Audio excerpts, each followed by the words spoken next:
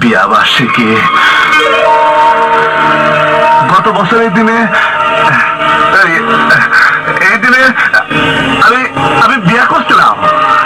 আমি কোনো অনুষ্ঠান করছিলাম না, এই জন্য মনে হয় তোর মনে অনেক দুঃখ ছিল না।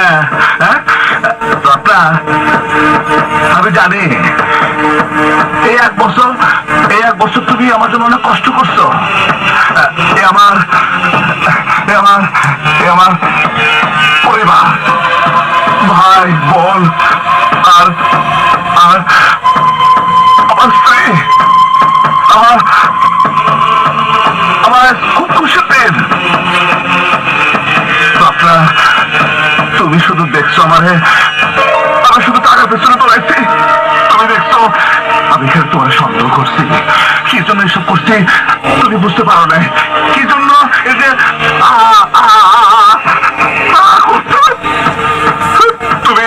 তুমি জানো না বাপ্পা, তুমি জানো না আমার বাপ ভালো চাকরি করতো, কিন্তু সরকারি না, প্রাইভেট ফার্মে। তবু ভালো ছিলাম আমরা। আমার বাপ একদিন স্ট্রোক করে প্যারালাইজড হয়ে গেল। আমার মার উপর পড়লো সংসার চালানোর ভার। মা সে একটা অফিসে চাকরি দিল, মা সে অফিসের মালিক। আমার মা গরিবের সুযোগ দিল।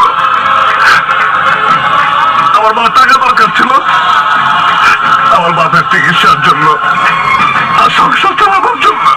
আমার বাপ মার এসব ঘটনা দেখে মার উপরে খুব রাগ করত, ওষুধ খেতে চাইতো না। আমি ওষুধ খাওয়াতে গেলে আমার বাপ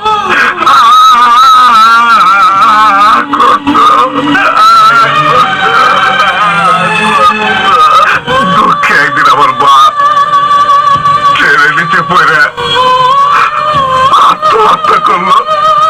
আমার বাপ তো মরে গেল। সেখান থেকে টাকার উপর আবার দারুণ হয়ে গেল। শুরু হইল আমার কষ্ট। আমার মনে হইল আমার বাপ যেদিন প্যারালাইজড হয়েছিল সেদিন যদি সরকার আমাকে সংসার চালাবার দায়িত্ব নিত, তাইলে আমার পরিবারের এরকম পরিণতি হইতো না। টাকার জন্য আমি পাগলা করতে হইতাম না। টাকার জন্য আমি পাগলা করতে হইতাম না। আমি তোমার বিয়েই করতাম না। আমি সিদ্ধান্ত নিয়েছিলাম 10 কোটি টাকা ব্যাংকে না জমে আমি বিয়ে করবো না।